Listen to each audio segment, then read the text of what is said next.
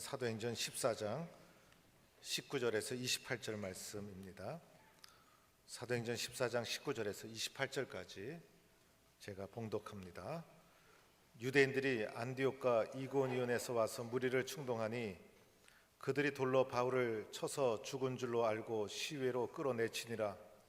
제자들이 둘러섰을 때 바울이 일어나 그 성에 들어갔다가 이튿날 바나바와 함께 더베로 가서 복음을 그 성에 전하며 많은 사람을 제자로 삼고 루스드라와 이고니온과 안디옥으로 돌아가서 제자들의 마음을 굳게 하여 이 믿음에 머물러 있으라 권하고, 또 우리가 하나님 나라에 들어가려면 많은 환난을 겪어야 할 것이라 하고, 각 교회에서 장로들을 택하여 금식 기도하며 그들이 믿는 주께 그들을 위탁하고, 비시디아 가운데로 지나서 밤빌리아에 이르러 말씀을 버가에서 전하고 아달리아로 내려가서 거기서 배 타고 안디옥에 이르니 이곳은 두 사도가 이룬 그 일을 위하여 전에 하나님의 은혜에 부탁하던 곳이라.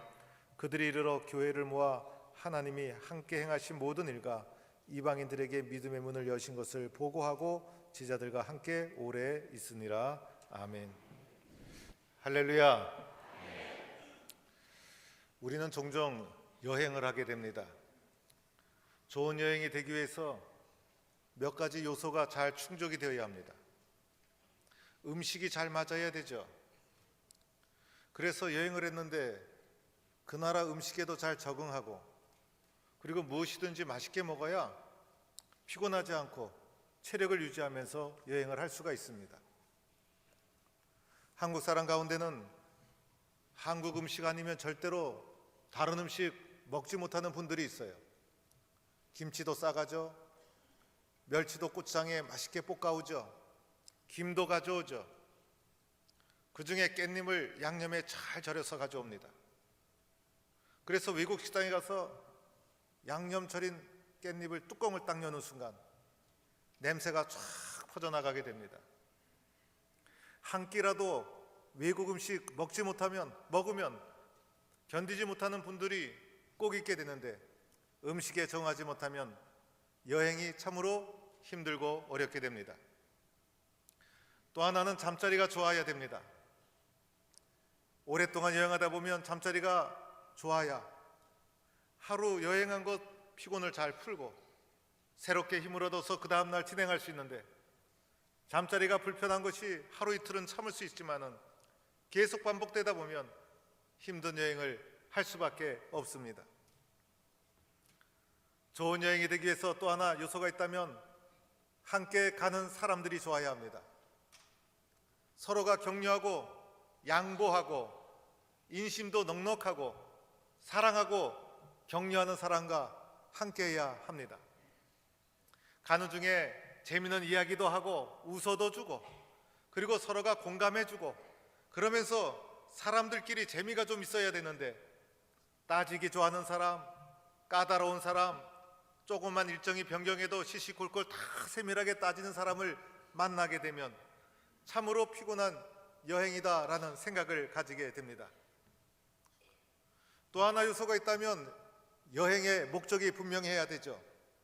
선교지를 방문한다든지 문화적인 목적이 있다든지, 그리고 최종 목적지가 어딘지, 이 과정 속에서 내가 무엇을 보려고 왔는지, 무엇을 배우려고 왔는지, 그리고 이 일정이 어떤 과정을 거쳐서 어떻게 돌아오는지, 그 과정 전체에 대해서 분명한 목적을 인식하고 있을 때 좋은 여행이 될 수 있는 것이고, 이렇게 계획된 여행이 중단에 취소되는 일 없이 끝까지 완주해야 기억에 남는 의미 있는 여행이 되고 마는 것입니다. 바울은 지금 1차 전도 여행을 하는 중이었어요. 1차 전도 여행을 목적을 가지고 진행하고 있었습니다. 안디옥이라는 교회에서 출발해서 중간에 구브로 섬을 지나서 터키 남부지방에 도착해서 육지로 올라오면서 지금은 루스드라라는 곳에 도착해 있습니다. 루스드라라는 곳에서 안진뱅이를 예수님의 이름으로 고치죠. 그들이 바울과 바나바가 인간의 몸을 입고 강림한 신이다 라고 하면서 제사를 드리려고 하자 그들의 미신적인 성향을 지적하고 예수 그리스도의 복음으로 그들의 마음을 바로 잡아주게 됩니다. 그런데 루스드라에서 예기치 않은 일이 일어나게 됩니다. 바울을 공격하던 유대인들이 이곳까지 바울을 쫓아온 것이었습니다. 바울을 반대하고 공격하는 이들은 집요하고 끈질기게 바울을 쓰러뜨리기 위해서 이곳 루스드라까지 바울을 추격해 오게 됩니다.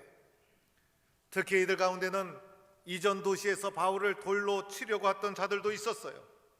이들이 루스드라까지 바울을 쓰러뜨리기 위해서 집요하게 추격해 온 것이었습니다. 우리는 사람을 공격하고 넘어뜨리고 쓰러뜨리고 다치게 하는 일에 열심내어서는 안 되는 것입니다.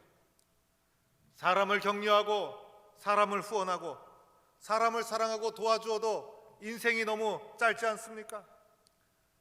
사람을 쓰러뜨리고 넘어지는 데 치중하다 보면 우리의 인생도 쓰임받지 못하고 다른 사람의 인생도 넘어뜨리는 불행한 삶을 살게 되는 것입니다. 바울을 쓰러뜨리기 위해서 루스드라까지 찾아온 이들이 사람들을 선동합니다. 아마 선동적인 구호를 내걸었을 거예요. 사람들을 충동질하기 시작합니다. 마침내 사람들을 흥분시켜서 바울을 돌로 치려고 합니다. 지금 바울은 벗어날 수 없는 위기에 닥친 것이었습니다. 흥분한 무리들이 이제는 바울에게 돌을 집어서 던지기 시작합니다. 바울에게 돌을 던질 때 그냥 쉽게 던지지 않았을 거예요. 흥분한 군중들이 증오심을 가지고 있는 힘을 다해서 돌을 던지기 시작했을 것입니다. 돌 하나에 맞아도 정신을 잃고 쓰러졌을 거예요. 그런데 바울은 많은 돌을 맞게 되었을 것입니다. 쓰러져가면서 바울이 스데반 집사를 생각하지 않았을까? 스데반 집사가 돌에 맞아 순교할 때 내가 그 자리에 있었는데, 이렇게 돌을 던지는 것 나도 동조했는데, 이렇게 나도 스데반 집사에게 돌을 던졌는데 그 돌을 내가 지금 맞고 있구나. 그때 스데반 집사가 돌에 맞은 이유가 바로 이런 이유 때문이었구나. 스데반 집사가 얼마나 고통 가운데 숨을 거두게 되었을까? 돌에 맞아 쓰러지면서 바울은 스데반 집사를 생각하지 않았을까요? 이제 바울이 초죽음이 되어서 죽은 사람처럼 길바닥에 쭉 뻗었을 것입니다. 온몸과 얼굴에 피멍이 들었을 것입니다. 사람들은 그가 죽은 줄 알았어요. 루스드라라는 곳은 로마의 행정구역이어서 유대인의 처형 방법인 재판도 없이 돌로 사람을 때리는 것은 금지되어 있었어요. 바울이 죽은 줄 알고 이들은 급히 바울의 시신을 시외로 끌어내쳤다는 거예요. 오늘 말씀에 내쳤다는 표현, 얼마나 무자비한 표현입니까? 이렇게 사도 바울이 엄청난 시련을 겪게 됩니다. 이때가 바울의 여행 중에 가장 절박한 그리고 가장 어려운 때였어요. 훗날 바울은 고린도후서 11장에서 복음을 전하면서 자신이 겪은 고난과 시련을 고백합니다. 그러면서 이렇게 고백합니다. 40의 감암매를 5번 맞았고 3번 태장을 맞고 1번은 돌에 맞았다. 1번 돌에 맞은 것이 바로 이 순간이었어요. 루스드라에서 1번 돌에 맞은 거 바로 이 순간이었어요. 바울이 죽은 줄 알고 사람들은 다 포기하고 돌아갔어요. 그러나 바울을 따르는 자들이 바울의 시신이라도 수습해야 되잖아요.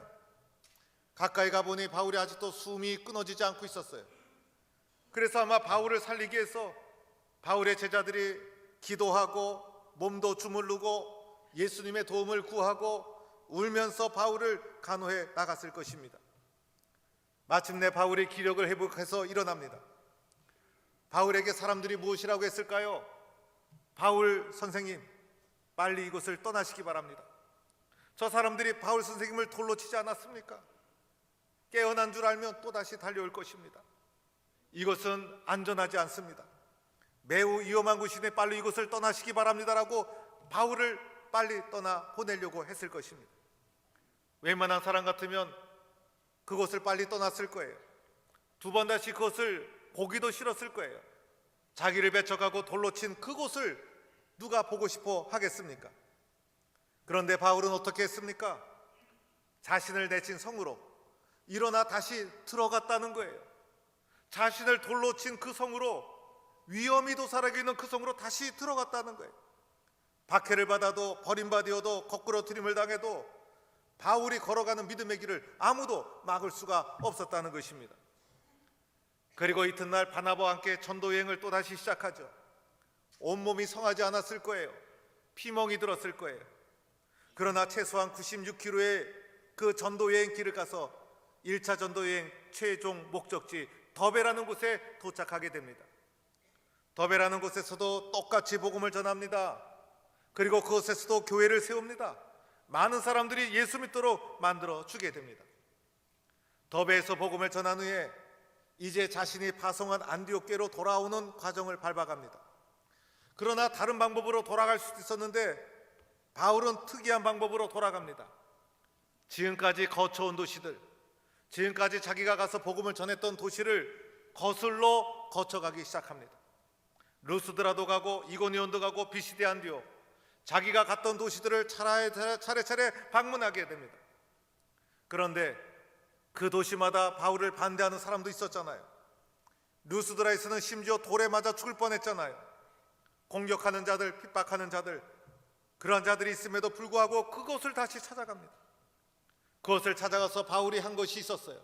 첫째는 사람들의 마음을 굳게 하여 이 믿음에 머물러 있으라 권면했다는 거예요.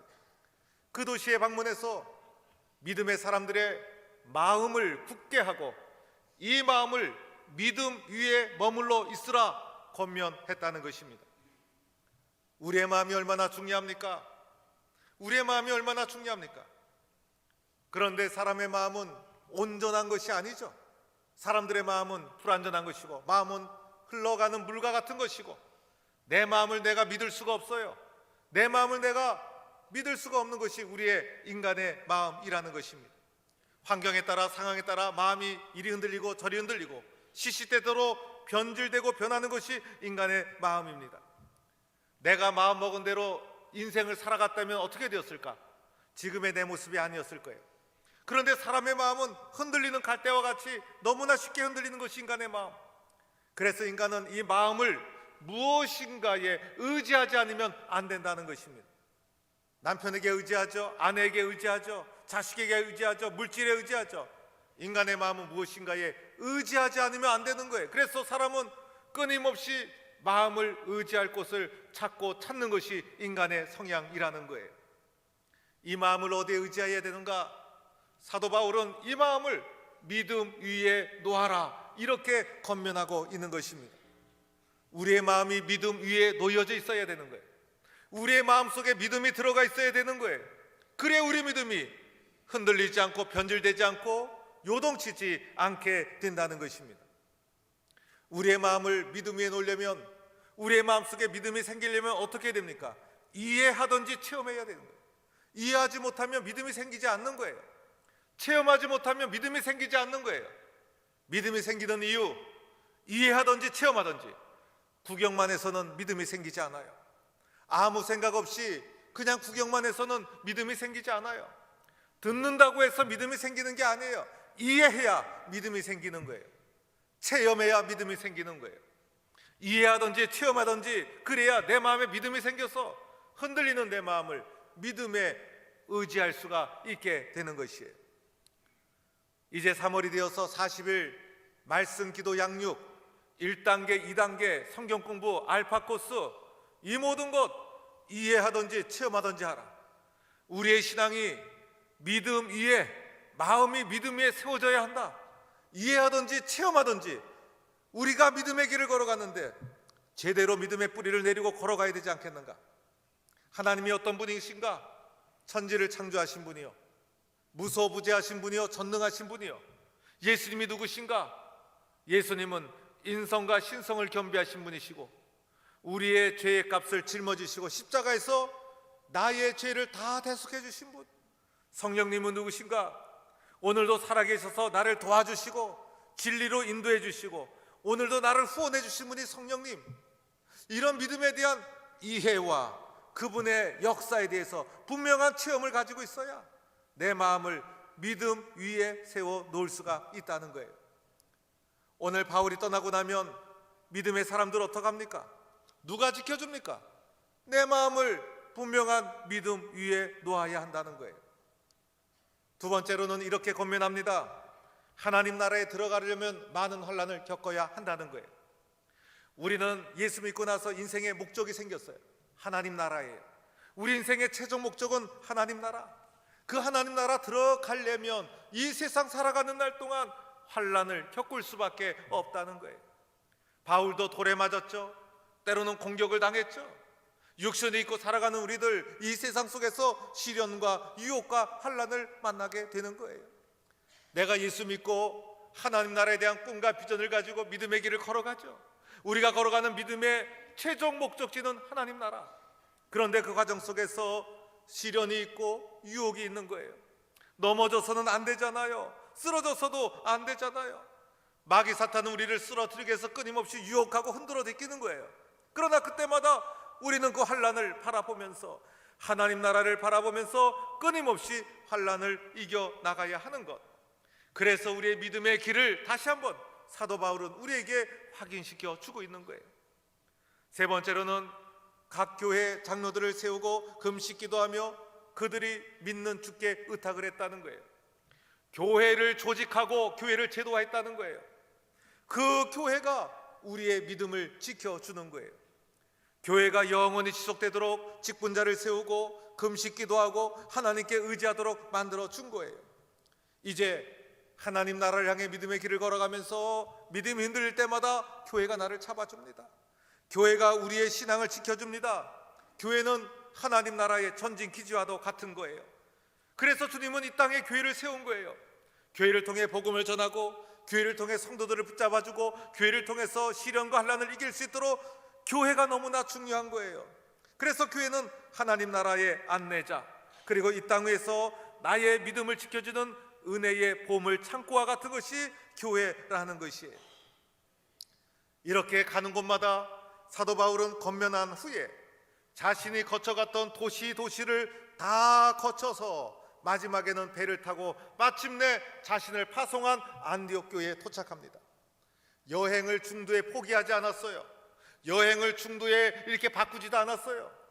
내가 어떤 여행을 하고 있는지, 내가 어디로 가고 있는지를 분명히 인식하고 더베까지 완주한 후에 거쳐간 도시를 다시 되돌아오면서 가는 곳곳마다 자기가 해야 될 사명, 주께 의지해라, 그리고 환난을 이겨나가라, 그리고 교회를 곤고히 세우는 마지막 역할을 다 감당해 나가면서 1차 전도여행을 다 마치고 자신을 파송한 고향과도 같은 안디옥교회로 돌아오게 됩니다. 끝까지 완주하고 돌아온 여행, 끝까지 사명을 감당하고 돌아온 여행, 얼마나 기쁘고 얼마나 의미 있는 여행이었을까. 바울은 반대자도 만나고 핍박자도 만나고 그라였지만 피하지 않았어요. 자신의 목적을 향해 전진하는 사람이었어요. 심지어 돌에 맞았지만은 두려워하지 않고 그곳을 다시 찾아갑니다. 그곳에 교회가 있고 복음을 받아들이는 영혼이 있고 그리고 믿음을 기다리는 사람이 있는 한 또다시 찾아가서 복음을 전합니다. 그리하여 마침내 자신을 파송한 안디옥 교회에 모든 달려갈 길을 마치고 기쁨의 모습, 자랑스러운 모습으로 돌아와 하나님께서 베풀어 주신 은혜, 이방인 세계의 전도의 문이 열린 이 아름다운 사실을 보고하고 온 교회 성도들과 기쁨을 나누는 모습을 보게 됩니다. 사랑하는 성도 여러분, 오늘 우리는 바울의 1차 전도여행이 마지막 마무리되는 모습을 보았어요. 이 과정 속에 돌에 맞아 죽을 뻔한 엄청난 위기도 겪었죠. 더베라는 전도지 끝 지점까지도 담대하게 나아갑니다. 이때 바울이 성한 몸이 아니었을 거예요. 온몸에 피멍이 들고 환난과 시련이 있었지만은 끝까지 달려가요. 돌아올 때도 방문한 도시를 그대로 다시 찾아가서 성도들을 격려하고 환난을 이기도록 하고 교회를 세워주고, 그리고 환난과 시련이 있어도 하나님 나라를 향한 발걸음을 계속해 나갈 것을 권면해 주었다는 거예요. 우리의 인생길, 믿음을 가지고 걸어가는 우리의 인생길이 마치 바울의 전도 여행과도 같은 것입니다. 우리의 인생길이 하나님 나라를 향하여 나아가는 믿음의 길이 바로 우리의 길이에요. 우리는 인생을 그냥 사는 것이 아니죠. 예수 믿고 나서 우리의 인생의 목적지가 생겼어요. 그것은 바로 하나님 나라예요. 하나님 나라를 향해 나아가는 여행가도 같은 것이 우리의 믿음의 길인 것이에요. 마치 사도 바울이 고난과 시련 가운데서도 1차 전도 여행을 목적을 잘 이루고 돌아온 것처럼 우리도 이 아름다운 여행을 목적을 다 이룰 수 있도록 최선을 다해야 한다는 거예요. 예수 안에서 걸어가는 믿음의 길, 하나님 안에서 행복하고 은혜스러운 길을 걸어가고 있지만은 육신을 입고 있기에 세상 속에서 때로는 시련도 있고 환난도 있고 그리고 때로는 모함도 받고 실패도 경험하게 됩니다. 그러나 우리는 쓰러지지 않죠. 또다시 일어서는 거예요. 두려워하지 않는 거예요. 왜냐하면 우리에게는 분명한 인생의 목적이 있기 때문인 것이에요. 그것은 바로 하나님 나라인 것이에요. 이 복음의 간격, 이 복음의 기쁨을 가지고 이 세상 속에서 오늘도 앞으로 전진해 나가는 것이에요. 바울이 1차 전도 여행 속에 수많은 고난, 심지어는 돌에 맞아 죽을 뻔한 엄청난 위기를 겪었지만은 결코 그것 때문에 자신이 가야 될 길을 변질시키거나 바꾸지 않았어요. 내가 걸어가야 될 마땅한 길, 사명을 완주하고 모교회 안디옥까지 돌아와 기쁨을 나누게 되었어요. 중간에 포기했더라면, 중간에 취소했더라면, 중간에 변경했더라면 돌아올 수 있었을까? 그리고 안디옥교회 성도들과 기쁨을 나눌 수 있었을까? 최종 목적지까지 그리고 끝까지 완주한 자의 기쁨을 바울이 온 성도 교인들과 누리고 있는 것입니다. 오늘 우리도 이런 길을 걸어갈 수 있기를 바랍니다. 환난이 와도 시련이 와도 달려가는 거예요. 하나님 나라를 향하여 걸어가는 과정 속에 어려움이 있어도 포기하지 않는 거예요. 때로는 공격을 당하고 시련을 당하고 모함을 당해도 낙심하지 않는 거예요. 세상의 우겨싸움을 당해도 또다시 일어서는 거예요. 그리하여 사도 바울이 안디옥 교회로 돌아가서 온 성도들과 함께 신실하게 나를 지켜주신 하나님, 전도의 문을 활짝 열어주신 하나님을 고백하며 기쁨을 나누었던 것처럼 우리도 끝까지 하나님 나라를 향한 경주를 다하여 하나님 안에서 더 큰 기쁨을 함께 나누는 성도가 되어야 할 줄로 믿습니다. 두려워하지 말고 시련이 와도 끝까지 목적을 향해 달려가는 성도들, 하나님 나라를 향해 달려가는 이 경주를 멈추지 않는 성도들, 그리고 시련이 와도 그것 때문에 내가 걸어가야 될 길을 바꾸지 않는 성도들, 끝까지 주님 안에서 달려가야 될 길을 달려가는 성도가 되기를 주의 이름으로 간절히 축원합니다. 하나님 감사합니다. 오늘도 우리들을 세상 속에서 불러내어 주셔서 우리들의 가슴 속에 하나님 나라에 대한 꿈과 복음에 대한 열정을 주시니 감사합니다. 주님, 믿음을 가지고 한 걸음 한 걸음 전진하게 하여 주옵소서.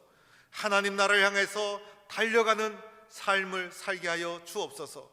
세상에서 때로는 힘들고 어렵고 모함을 당하고 낙심을 당해도 실망하거나 포기하지 말고 끝까지 내가 걸어가야 될 믿음의 길을 완주하여 더 큰 기쁨을 누리는 우리 모든 성도들 되게 하여 주옵소서. 예수님의 이름으로 기도드립니다. 아멘.